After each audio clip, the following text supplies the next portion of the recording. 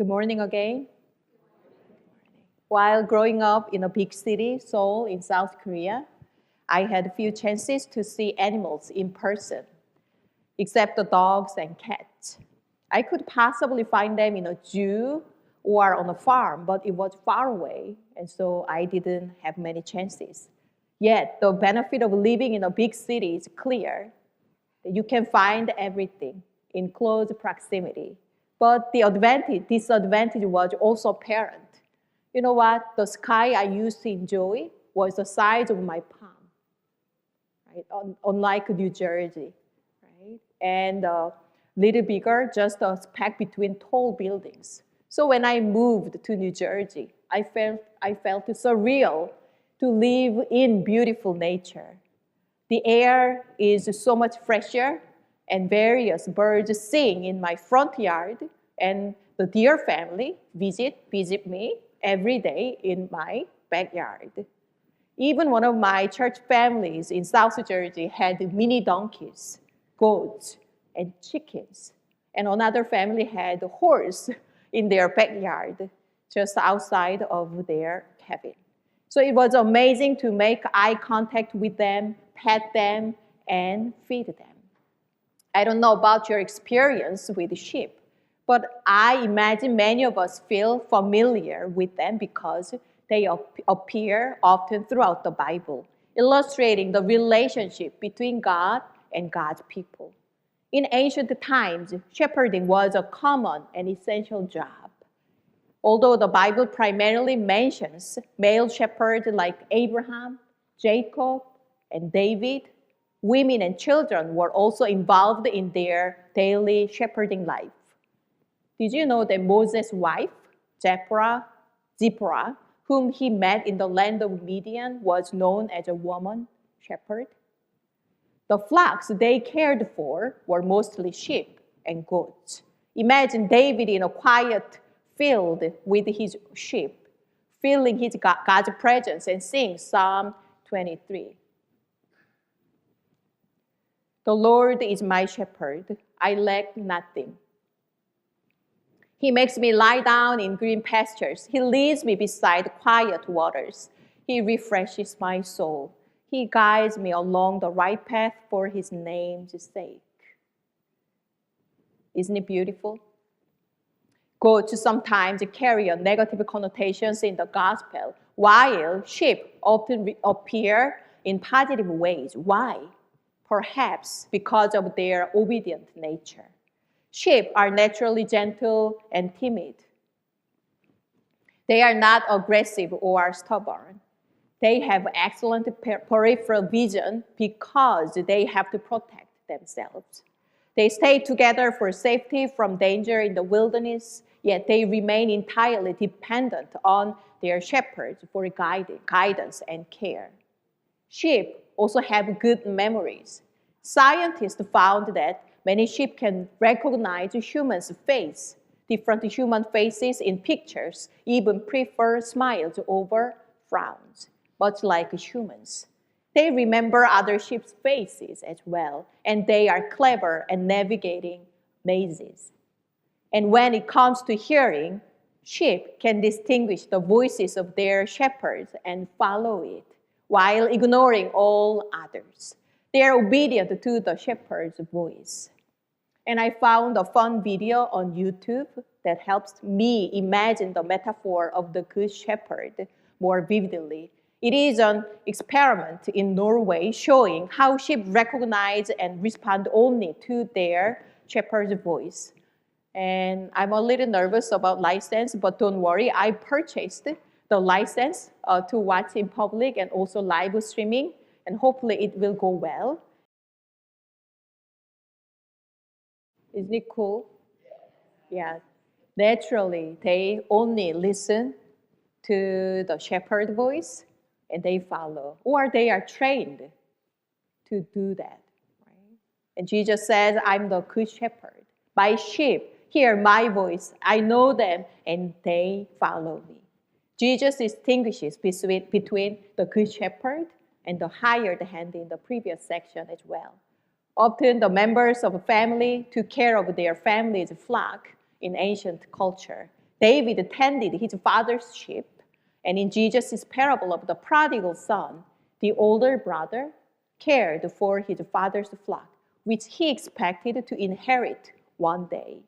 But some people hired shepherds they could trust to care for their flocks, because shepherds led their flocks to find food and water, often from a distance, and their lives depended on the shepherd, especially when facing attacks from wild animals like lions or the wolves.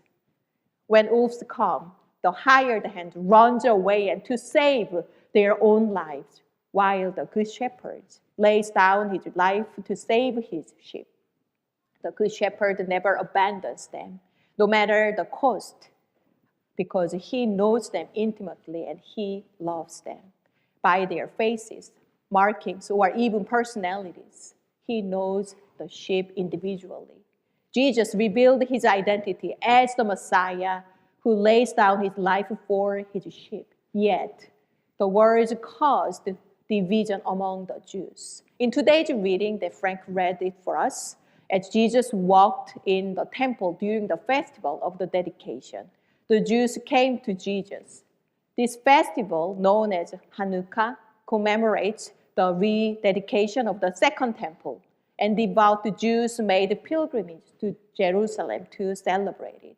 They surrounded Jesus and asked him to speak plainly if he was the Messiah. We don't know whether he was alone or with his disciples, but he might have felt physically surrounded and pressured or intimidated. Jesus often taught through parables, and the people struggled to understand. Then Jesus answered, "I have told you, and you do not believe. The works that I do in my Father's name testify to me, but you do not believe, because you do not belong to my sheep. My sheep hear my voice. I know them, and they follow me." They physically heard what Jesus said. However, they didn't truly listen to him.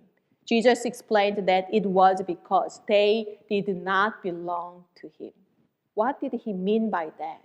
Didn't Jesus come for all people, including the Jews? In fact, Jesus said earlier, there will be one flock, one shepherd. There was no exclusion on his side, but the Jews were furious and picked up stones to throw at Jesus right after. In their perspective, it was blasphemy, making himself equal with God. They tried to protect God, they believed, but did God really need their protection? They felt that Jesus' teaching challenged their covenantal relationship with God, which was built on the laws. Yet Jesus came not to abolish the law, but to fulfill it. They couldn't accept this, however. It was not Jesus who excluded them, but rather their own attitude in turning their backs on him. When I read the Bible, I often find myself empathetic toward the Jews who struggled to understand Jesus. As a lifetime follower of Jesus, who was born and raised in a Christian family, because I don't fully understand his word, his teaching, and I know I never will, no matter how hard I try. It is impossible for humans to fully comprehend God and Jesus, because his nature is far different, far beyond our human understanding. The parables of Jesus are short and sound ordinary and simple, but they carry layers upon layers of meaning, revealing the mysteries of God's kingdom. How can I understand fully what Jesus teaches? And I often ask myself, if I had lived in that time and place, meeting Jesus in person, would I recognize him as the Messiah? Sometimes I even wonder if Jesus sounded too harsh toward those who didn't get what he meant, as his teaching and calling to love God and love others ourselves is so radical and challenging, not only to the Jews, but to all of us. But I've come to realize that Jesus was not criticizing their lack of understanding. He was addressing their attitude. Jesus kept inviting them to believe. He said, If you cannot believe in my word, believe the works that I do in my Father's name. He was saying, it's not me, it's my Father who sent me, and it's the same God you believe in. Yet they couldn't move beyond what they were accustomed to and considered him their enemy. But friends, even though we don't agree with each other, we are not enemies with each other. We are brothers and sisters of each other in one family, right? Likewise, sheep may not understand everything their shepherd says, but they follow him anyway because they know and trust that their shepherd will guide them to green pastures and still waters from their previous experiences. It's the same for us. None of us is perfect, and we will misunderstand one way or the other. Sometimes we are blind to our own shortcomings, but our imperfection is not what separates us from God. It's the attitude that closes our hearts, the unwillingness to admit our need for grace, or the failure to learn from God and one another, or from ourselves. Yet there is always hope as long as we remain open to grow in love. So what does it mean that Jesus is our good shepherd? It means we belong to him. We are his sheep, known, seen, and loved. To belong to someone means to be valued, not for what you do, but for who you are. It means your presence matters and your absence is noticed. Belonging is not about possession, it's about relationship, a bond of love and trust that says, you are mine and I am yours. And do you find the sense of belonging in Jesus, in our community? And how might we create a community where everyone, especially those who are weary, lonely, and searching, can find a place where they can truly belong? Jesus is our good shepherd, which means Jesus knows you and me personally. Shepherd doesn't see a flock. He knows each sheep by name, by their voice, and even by their needs and habits. In the same way, Jesus knows our gift, our joys, our fears, and our weaknesses.